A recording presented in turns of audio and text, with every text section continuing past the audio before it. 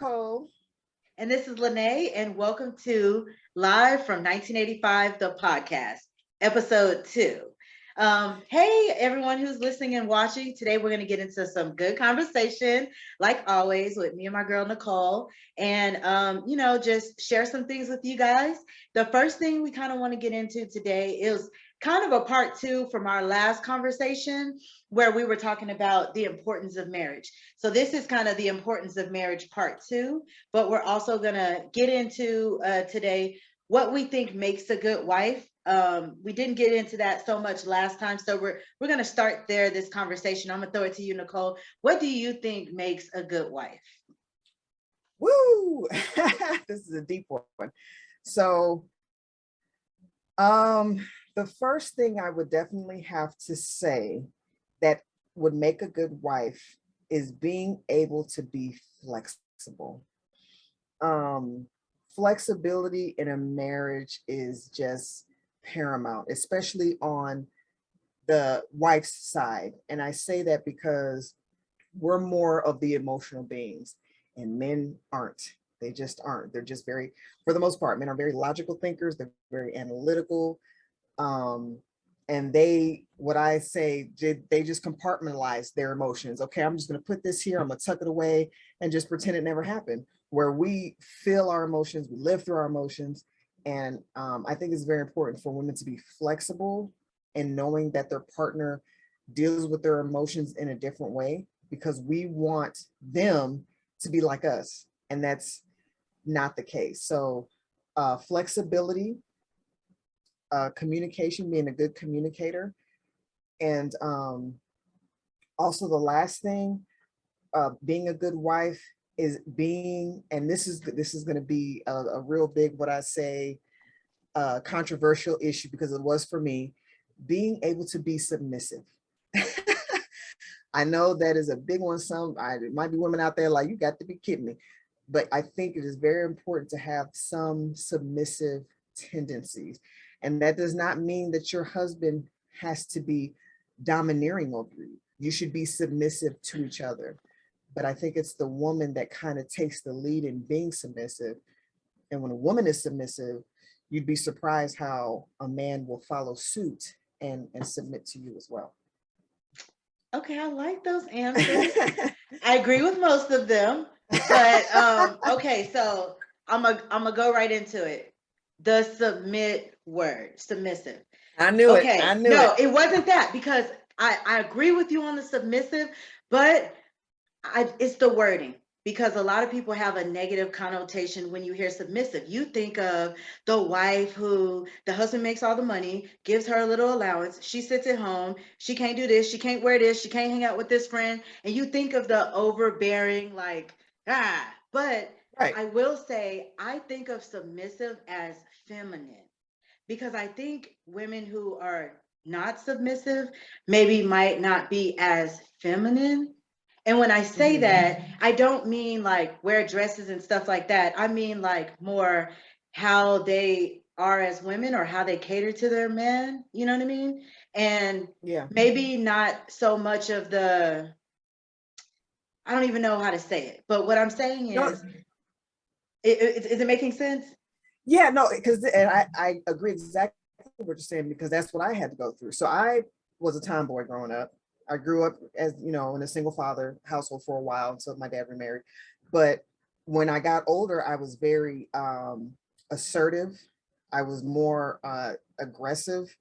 I had more domineering factors about me, even though I'm an introvert and I kind of stay to myself. Especially when I joined the military, like my sort of domineering, take control, independent kind of assertiveness was very prevalent. So women like me, and I know there's other women out there, feel like they can't be submissive and be in control. You can. That's, a lot of people think those two can't uh, coexist, but they can. So when I say the word submissive, I know people think, and I even pulled up the definition. So the definition of submissive is ready to conform to the authority or will of others, meekly obedient or passive. See, So yeah, I guess that don't sound yeah. that good. People put a negative connotation to that, but being submissive also means, a better word to use then is being vulnerable. But Okay. I do still like to say submissive, because your husband should be submissive to you. I'm not saying you be submissive and your husband be domineering and or oppressive. I know people think submissive is the antonym to oppressive, and it's not.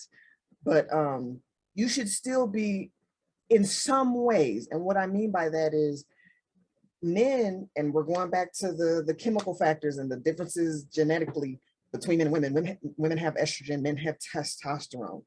They are wired to be protective, to be more masculine, and to be strong.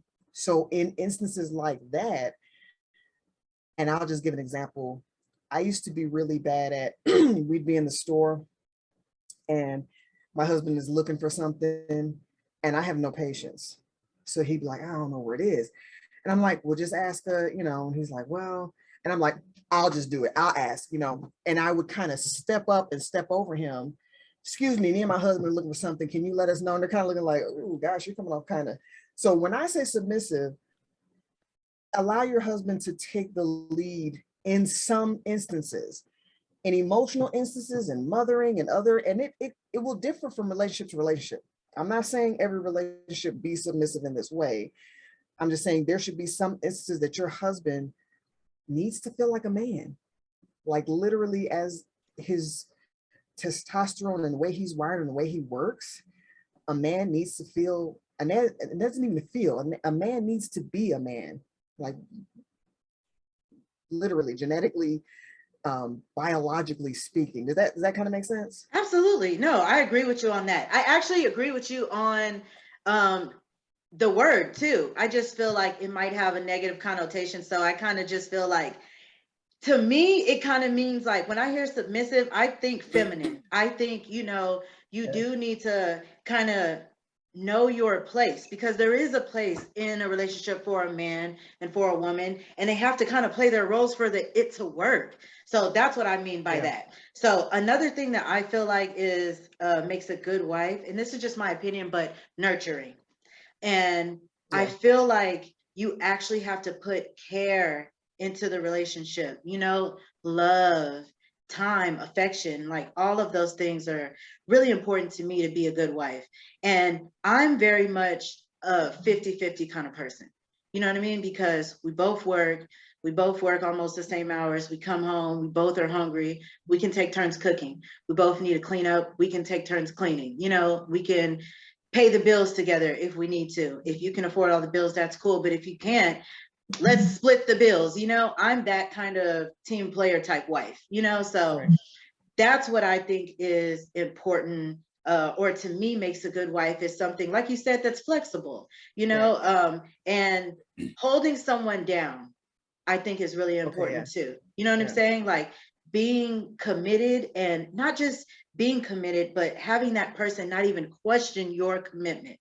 I think Yeah. that's really important, because that takes so much off the table, because there's a lot of women who are in relationships that are insecure because that person is either not showing their commitment or Mhm. giving a feeling of, maybe I'm wavy on it. You know what I mean? And that creates Yeah. so many things. And once you create an insecurity in a woman, you can forget it. She's going to love you It's different, done. because yeah, her mind's always going to be on, well, what if, so I think as I would want security, I feel like that's something that's also important, is to provide your partner with security. So Right. Right. yeah, those And are that, all and that's important things. definitely, it's and like you said, I really like how you said, it's for a woman to feel secure, um is very paramount, because I love how you said that an insecure woman is just, you're always going to have issues, because either one, like you say, she's going to be questioning everything all the time, or as the man goes to work or whatever, I wonder, is this going on? It doesn't have to be just about infidelity. It can be anything. Is he gambling? Is he drinking? Hmm. Whatever insecurity that woman has, it's always so. you know, even though, you know, I think it's important for a man to make a woman feel secure. It's also important for a woman to look within self and say, okay, why am I insecure? Why am I Mm-hmm. feeling these feelings? You know, what's going on? So, For sure. That kind of brings us to our next point, which is the most important thing that I feel like makes a good wife and also is important for a relationship, period, which is communication and trust. And so let's talk a little bit about communication and trust and how that works within our relationships. so this is this is a big one because trust always has to be earned. And we touched on this just a little bit in the last one. Trust is huge, and it's something that you have to build. Trust is not going to come, to me, in my opinion, it's not something that's going to happen in weeks or even months. Trust is something that you have to build over years. And I say that because a lot of people nowadays are coming into relationships from previous relationships, and those previous relationships didn't work for a reason. So what happens is people are coming in from previous relationships with baggage and trust issues, whether it be from lying, cheating, stealing, you know, whatever the issue is, they're bringing that into the new relationship. So then comes into communication. Communicating from the start is, to me, the most important thing. Is the pivotal point in a relationship. This put your best foot forward type situation, I think it's good to make a good impression, but make a honest and what's the word I'm looking for? Like, don't make something up. Don't just try to show your best self. Transparent. You should be as transparent as possible. So talking about situations that you've had and that you've been in, your triggers, your whatever, that should be talked about early and not something you find out later on, because that's usually what happens. Is we're so busy trying to put our best foot forward and show, you know, who we are and who we can be, but communicating and being say, this is what happened. And I think it's important not to say who it happened with. You know, like, I was in a relationship with such and such and they used to do this.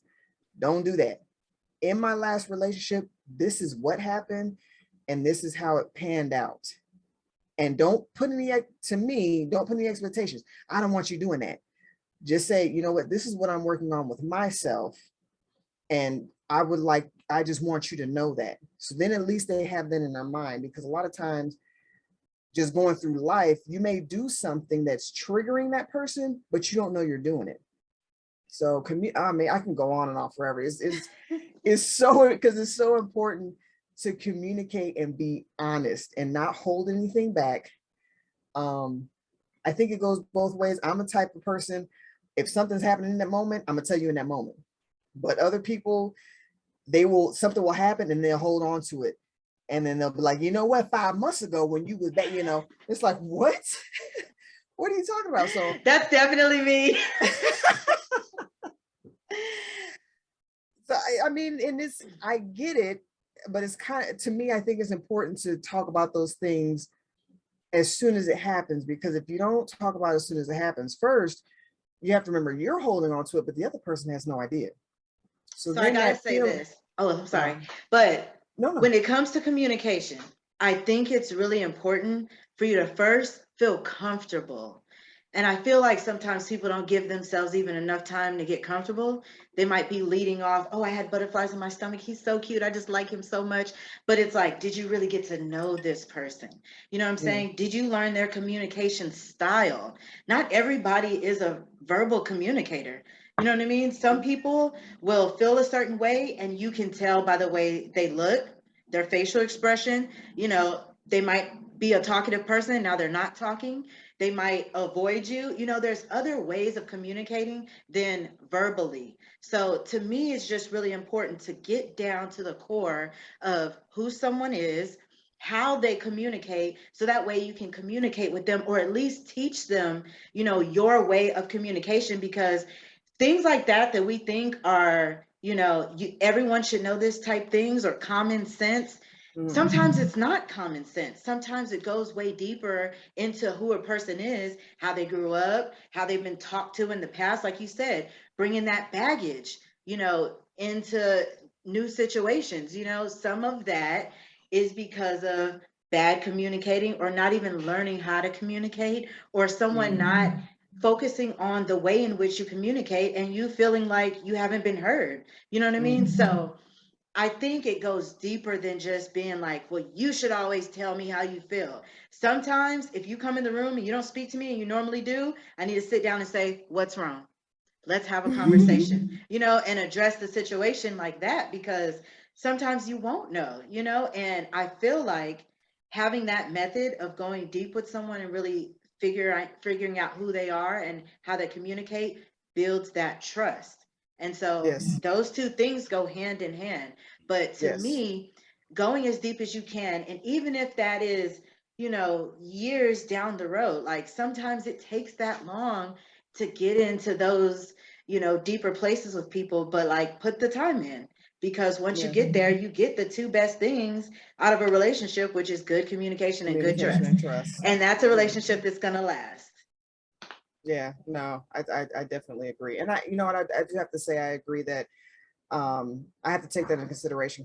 Communication styles between people in general are very different. So it does take time to allow for a person to, and that's why I said it's not going to take weeks, maybe months, or even years, but it does take time to learn the other person's communication style, um, and even what's going on with them, what they're bringing to the table. I definitely agree with all of that. And that's why bringing back to what we talked about before, I think getting into a relationship, just staying boyfriend and girlfriend for, I know boyfriend and girlfriend sounds so high school, but just keeping it as a relationship and not getting married and waiting to learn each other and grow together before you make that commitment. I think it's important to do that. Like you said, communication and trust go hand in hand. So once you have that down pat, then everything else comes easy. Every obstacle you come across, you know, it's a roller coaster ride. So every time you're going uphill and it's a climb, if you have that communication, you have that trust, it's going to be easy or easier. And communication and trust leads to greater intimacy. You Which said is it a better than I was going to say it. girl, it leads right into it, because that is what you want as the foundation of your relationship is intimacy, because Yes. that's that going deep that I'm talking about. That's that honesty, that's that vulnerability, that's like, the place that a healthy relationship should live in, this little Mm, box of intimacy. So mm. what's your take on intimacy, like how it affects a relationship, and why you think it's important? Oh, this is one I can. I'm gonna try not to. I'm going too long. Lenee, okay, shut up, girl. Look, it's so important. I mean, we're talking about is right up there with communication and trust, because intimacy goes back into kind of what we talked about with the love language. So intimacy shows your partner that you care for them and that you love them. And same with communication, everybody sees intimacy as different ways, or expresses intimacy in different ways. And intimacy doesn't always equate to sex. So intimacy, for me, the importance of it is a type of bonding. You're learning your partner in something deeper than just communicating in with words. You're learning through touch, through being with each other, through it's all the love languages, really. To me, love languages are a type of intimacy. And I love being with that person, being close to that person, laughing, you know, even when we used to hang out, it was considered a sort of intimate time between two friends. It's not something I would share with a random, lady on the street. Um, but with your partner, it is more, it has some sexual tones to it. It's almost like the foreplay of sex, you know. Um, but that bond, it just becomes more, it strengthens. and you're exchanging that energy with intimacy. So it's definitely important. It's definitely, to me, on the list up there: communication, trust, honesty, intimacy. No, intimacy is super important. So I wanted to share, like you said, intimacy is not just about sex. Intimacy is really a bond. It's a love between two people, a closeness. It's being able to share a wide range of thoughts, feelings, and emotions with one another. So, 10 ways to be intimate that are non-sexual are showing affection, spending quality time, going deep, sharing secrets, exposing things about yourself that maybe you haven't told someone. Because believe it or not, a lot of times when you share something that might be embarrassing or sad or something that is in the core of you that kind of has something to do with what makes you you, people really care about stuff like that, and that actually makes you form a deeper bond with them, because it's like, especially if they're, well, of course you want to trust someone that you're telling these things to, but it actually puts them in a very intimate place in your life because they know these things, you know what I mean? Right. Sharing goals, goal setting together is a form of intimacy. Massage, love notes, Yeah. and holding each other. I like to be held, I did let y'all know. So, those are all ways to be intimate that are not physical. So just, going to show you, like, intimacy goes way deeper than just having sex or just, anything, that's sexual. Right. It could be Right. sharing an emotion with someone, and Mm. it's very important to relationships. And I feel like if you don't have intimacy, I feel like you're still on a surface level of a relationship, Right. because Right. you Right. have to have that to really put someone in a place that you would want to marry them, or to me, even have a baby by them, but some people have babies together, they're not intimate, but I feel like in order for that to be successful, you should be. Right. And exactly like you said, with intimacy not just being sexual or even like the foreplay before you have sex, the energy that's exchanged with intimacy is something that you can't touch. You can't even put your finger on, you know what I mean? Um, and I definitely agree, if you don't have intimacy with a person and you're having sexual relations with them, that can be, I almost want to say dangerous, because a lot of times when you're not intimate with someone, but you're having sex with them, your mind's not thinking about them. You're thinking about getting to where you need to get. You're thinking about trying to get there. But if you're intimate with them, your mind is on them. You're trying to make sure they get there. You're trying to get there together. And it's this bond and this connection that you're creating with them, um, to where those butterflies that you have with or had for them in the beginning can last forever. Essentially, you at work or out or whatever, thinking about your husband or your significant other the same way you did, 5, 6 years later, and you're thinking about them the same way when you first met them. It's important to keep that wanting and that desire, active, and, as some people say, like, keep the flame lit.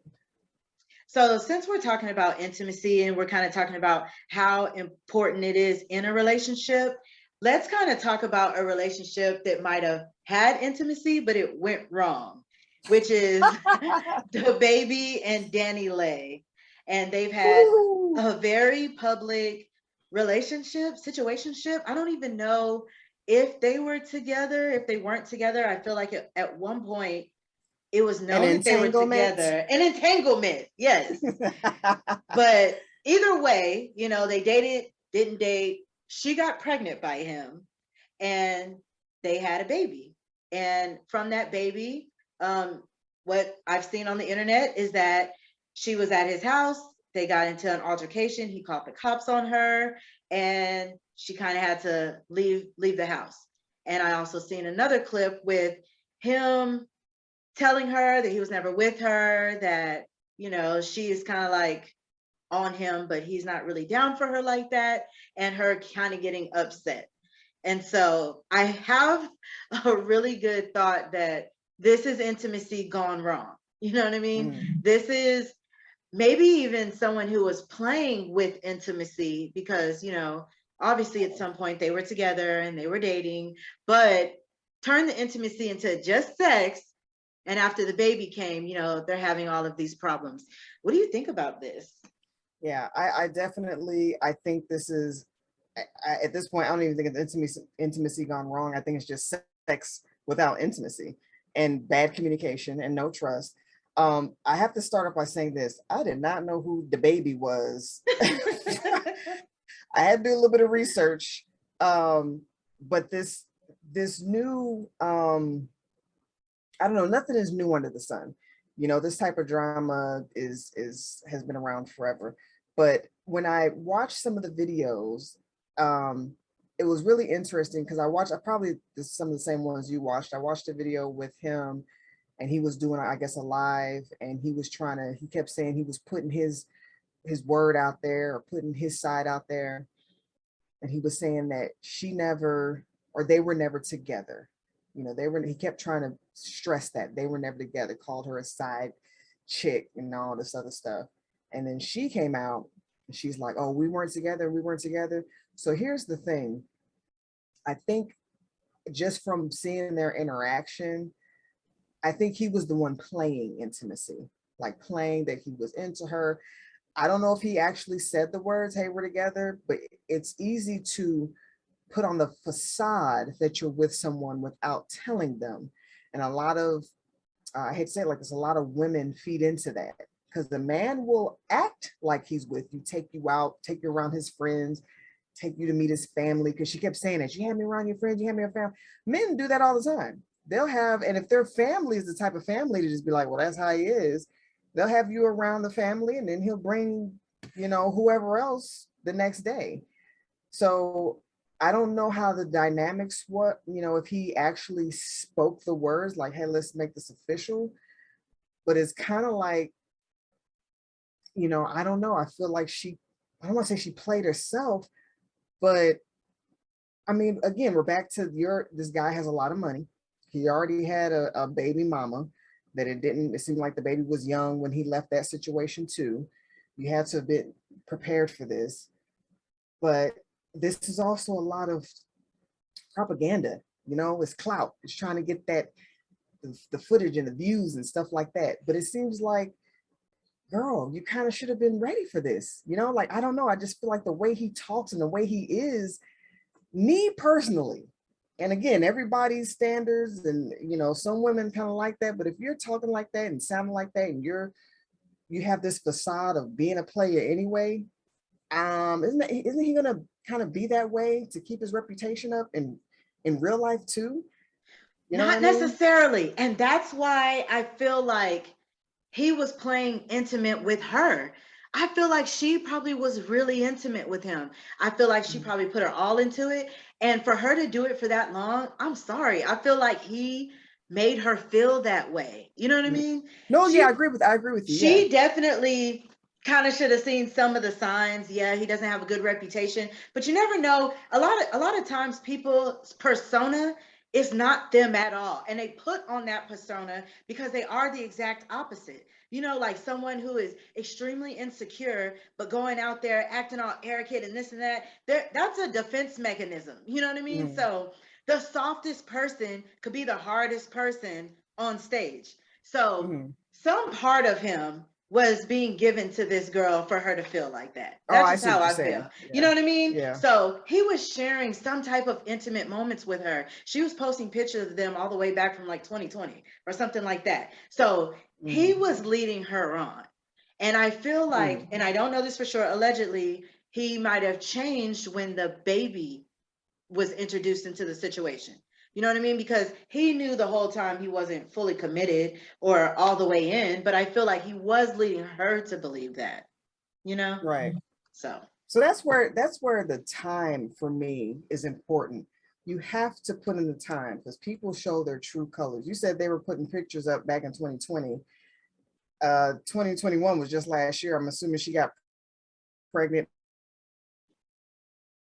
She get pregnant in this year.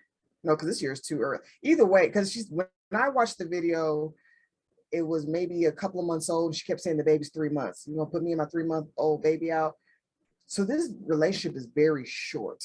Mm-hmm. And, you know, he said one thing, it's kind of messed up what he said, but he was like, I skeeted in the wrong one. And it's like, if you know that you are not sure about this person, whether he was leading her on, or whether she really gave herself, or whether he was kind of giving himself, but then pulled back, like you have got to be, you can't play with life like that in my mind. You know, ever since, you know, like I told you before, ever since I became an ordained minister, it's like bringing a whole kid in this. Like you have got, if you guys want to do that between each other and play them games, that's cool. But you're adults. You know what happens when you have unprotected sex. Like that's, you know, health science, 5th grade. So that's the only part that gets me. When you bring a child into it, and now you're both public figures. So the child has to grow up in that limelight and that's on the internet. You two arguing that your child's going to see that eventually at some point. Mm-hmm. You know, it's like for sure, because the internet ain't going nowhere. So for nowhere, sure, that's gonna get seen at some point. But that pretty much wraps up our conversation on the baby and his baby. So now I'd like to get into some truth, lies, facts, and opinions. And we want to talk about how massages and intimacy in certain places that you can touch on someone to make them feel some type of way. We're going to get into that conversation from our massage therapist right here. I don't know what type of certification you have to have for that, but she got it. So we're going to get the facts from the specialist. So let us know how intimacy and massage kind of go together. Okay. So I'll start with this. So I got my certification actually in Texas. I'm a licensed massage therapist, and massage therapy goes very deep into intimacy. I teach a couples class actually for couples to come in so they can give massages the correct way and be intimate. And it is more about structure to make sure each person is not hurting themselves, but it also goes into, like you said, what areas you can touch that will help with intimacy. So I'm going to be using some words. So just be prepared for that. If there's children around, not bad words, but you know, some words. So I'm going to explain a little bit first, but then I'm going to give a short demonstration. Don't worry, nobody be naked. So a lot that goes into intimacy with the bonding is pressure. So this part, I can't tell you, you have to know your partner. Or if you don't know your partner, you have to ask your partner, what type of pressure do they like? Do they like light pressure, more of the feathery type feeling? Or do they like the deep pressure or just like a medium pressure? Once you've figured out the pressure, then everything else is touch. A lot of people tend to want to just use their fingertips to do massages. They want to do a lot of, you know, this, but the best place to use on your hands to massage someone is the palms of your hands and the heels of your hands. So you can be doing more of this movement than this movement, because this will wear your fingers out.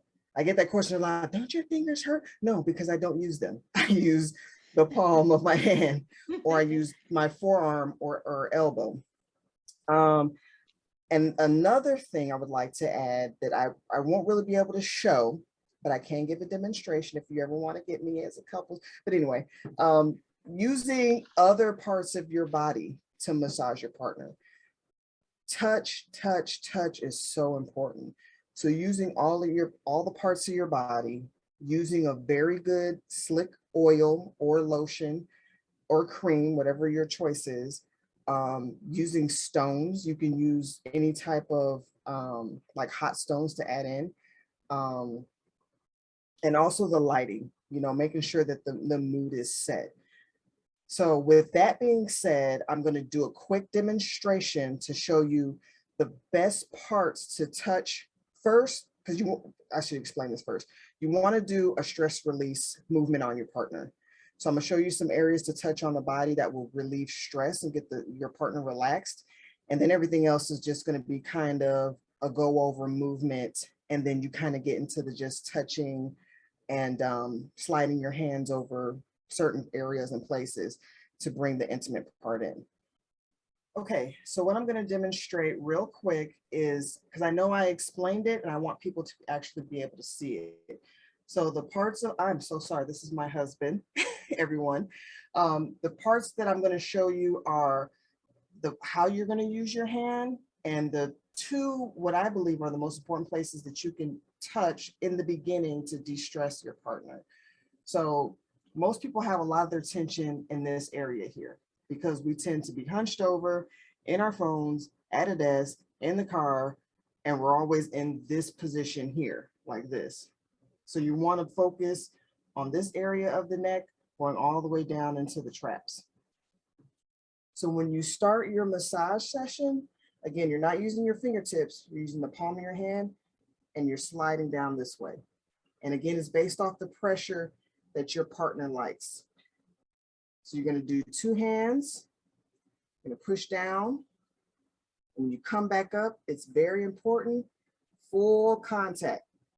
And the one thing I want to point out is a lot of times when we are just going through our everyday lives, we tend to be hunched over in our phone, in the car, watch TV. We tend to hunch a lot. So a lot of our tension is in this area here and on this area right here. So it's good to start here and then push down here. And again, I'm not using my fingertips. I'm using the palms of my hands and the heels of my hands. And this is also while the person is lying down, they're lying face down. You can do it with them sitting down as well, but with them lying down, it's the same concept, and you'll be able to use more pressure. So as you're gonna go down, you go all the way down to the base of the back, right above the hips. And when you come back up, one thing I like to show is staying in contact with the neck all the way up to right under what's called the occipital ridge. This is where a lot of our tension is, it kind of stays. And what it is where our muscles, there's a couple of different muscles here, the levator scapula, the splenius capitis, that run all the way down to your shoulder blade. And they're the attachment sites. And a lot of people forget to get those attachment sites. So it's really good when you're up here to work that area right there. And keep contact always. So when you're coming up, you're gonna come all the way up and you're gonna get that area right here. And then again, coming down, we tend to want to use our thumbs. Don't wear yourself out, because this will hurt you more than it is helping them. So I tell people, instead of using a thumb, you can use the sides of your hands, and it's going to be actually a better effect for them. And if that's difficult for you, then we use what's called a wrapped thumb. So that's what that looks like. He's going to wrap your finger around your thumb, and you can get pinpointed spots the same way you could with your thumb without overextending it. So. Thank you for showing us that. That was super, Yeah. super interesting. And I want to try all of that. I want that done to me actually right now. Yeah.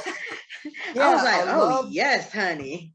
Yes, I love doing couples massages because it's more than just releasing that tension, but it's also allowing, because I was surprised a lot of couples don't know how to like physically bond. You know, like I get a lot of couples that are good with communication and things like that, and they're like, I don't know how to touch him. I'm like, so I mean, what I tell people is any touch is a good touch. Any touch is a good touch. You'd be surprised just putting your hand on their shoulder. Any touch is a good touch. And if they say, no, I don't like that, then, you know, just don't do that. I think people are scared of rejection, or, you know, what if it's too much or too little? We're going back to communication. That's where communication comes in. No, for The sure. last thing I want to put out, and then be quiet, is a couple of areas that I really like to talk about that a lot of people don't like to touch, that people should explore, are the belly and the feet and the scalp. I think the scalp and the feet, some people are, but a lot of women don't want their bellies touched. Oh my goodness. Allow your husband, allow your man to touch your belly, and vice versa. You know, I think men are a little bit more open to getting their stomachs rubbed or whatever. Explore those areas, because I mean, it's called your parasympathetic. You know, that gets you really relaxed and calm and feeling good. So allow your partner to touch your stomach from time to time. Okay. Those are great tips. And I never really thought about that. I don't mind it, but I never thought of it as a place where I should recommend that you go and touch or like, pay much attention to. So that's something I'm add to my little, all the stuff I already got. Right. So now I feel like it's really important to kind of move into our health and wealth and kind of talk about how we're going to get more into the intimacy and sex, because we talked about a lot of how to have more an emotional intimacy, and then we kind of talked about massage and intimacy. So now let's get into the sex. Okay. So the first thing I want to say is that intimacy has a big impact on your mental health.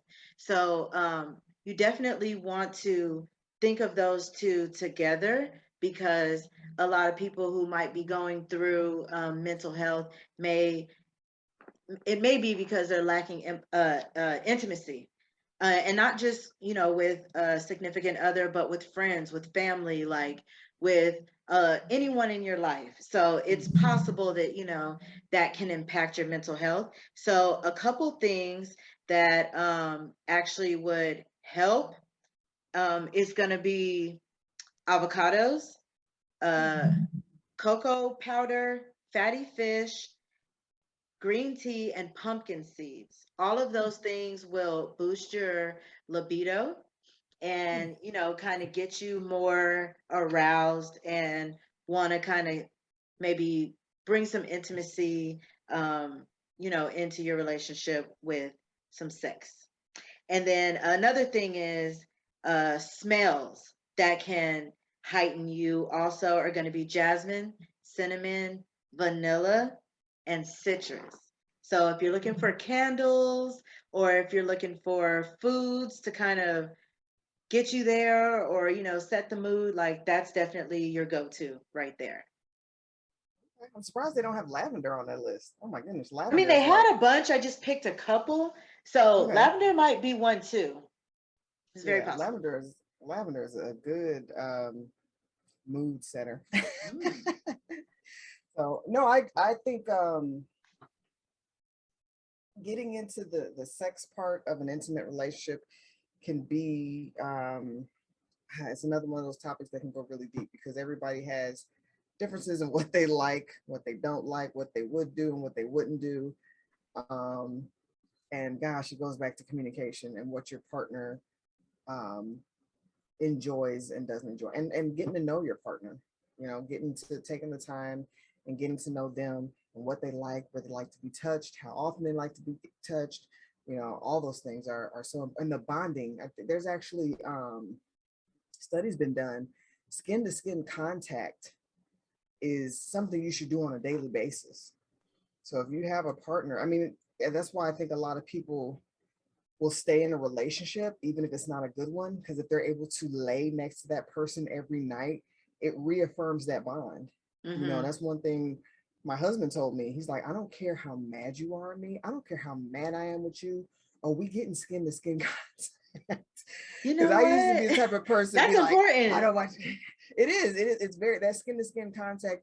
You do it with your children. They even tell you that when babies are born, that skin to skin contact is very important. That doesn't go away. You should be doing that with your kids. But for the intimate part, you should do it with your partner every night, to me, even throughout the day. But at the minimum, you should be doing skin to skin contact with your partner. And I'm not talking about skin to skin where you're holding hands in bed. I mean like full body, butt naked. Doesn't have to be sex, skin to skin contact, rubbing your partner, um, exploring their bodies. I mean, from head to toe, you should go over your partner's, and this is health too. So, like one thing again, I say this a lot, but he's taught me so much. My husband goes when I get out the shower, he puts well, we use cocoa butter or shea butter, but he does my entire body, and he's not just doing it just for the skin to skin contact and for the intimacy, but he actually looks at my body and he's like, oh, that wasn't there, this wasn't there, what's this, he's actually looking at the changes, and I've learned to do the same thing. He'll say, well, what's that? Because I can't see my back, I can't see any of my back except for if I look in the mirror. That's what your partner's for. Other animals do it all the time. It's grooming, they're checking each other over, not just for the bonding and the intimacy, but for health. Actually look at your body, look at your part. You should know your partner's, I'd say it like this, every pimple, every mole, every scratch, every, scar that they have. You should know where all of that is, on their body. No, that's a great point. That is that is something that yeah, I never really thought about that, like as far as the checking every single thing and being like, hey, that wasn't there, and so that's something really good, and that's a super intimate moment for you to be able to get out of the shower and he puts lotion on you, and that's like, I can't think of anything more bond building than that. Like that is super intimate. So it is. I really like that. And so that kind of brings us to the end of our intimacy conversation. And I really hope you enjoyed episode 2. We have a lot more in store for you. Before we get out of here, though, we do have one more thing to talk about, and that is our claim to fame. And that is a time for us to promote ourselves. And so I do want to let everyone know that the shirt I'm wearing is made by me. It says Muse. This is one of the shirts in my collection, and I'm going to have them up on Etsy if you are interested. And Nicole, what you got? So I talk about my jackets a lot. This is one of the jackets that I made, and I'm show you the back if I can. I do these, I hand paint them myself. I'm just gonna do it like this because I'm big and pregnant and I'm not gonna be able to turn around. And the dress too. So my husband actually sewed this dress for me. So I kind of show that. It's my big belly. So he sews a lot of our clothes, just buys the fabric. And this is one of my jackets. It has the root chakra on it. Oh, I love it. And it's got all of the different, these are the different planets. It has the tree of life over here. Well, they're both trees of life. Then on the front, it just has the first 3 chakras, which is, it's kind of like, gotta do this a little bit. Yeah. I don't even know how to put my hand. Anyway, it's cute. It's but yeah, I'll have this. This one's actually not for sale because I fell in love with it myself, and so I wear it. But I have many jackets like it, and it's on my website, holisticmassageandreiki.com. And I also do custom jackets. So if this is something that if you want a different chakra or just anything else, period, if you want it, more than likely I can make it. More than likely. All right. So thank you guys so much for watching. Don't forget to interact with us on our Instagram page, Live from 1985, the podcast. I'm going to start posting weekly questions that are related to our episode that you can go in the comments and answer, and we can possibly talk about it on the next episode. We got a lot of requests for us to do like a part 2 of the importance of marriage. So that's kind of where this episode came from. So give us the feedback. We want it, we like it, we love it. So if you see anything that's interesting to you, definitely go on our Instagram page and interact with the post and, you know, the questions and the clips that you might see on our page. All right. I appreciate you guys for joining. We always love when you come and watch us and listen to us. Just like Lenee said, we just love interacting with you guys. So, you know, give us those questions so we can, you know, get to communicating and bonding with you guys too. I'm glad you guys came along and joined. Thank you so much. Bye.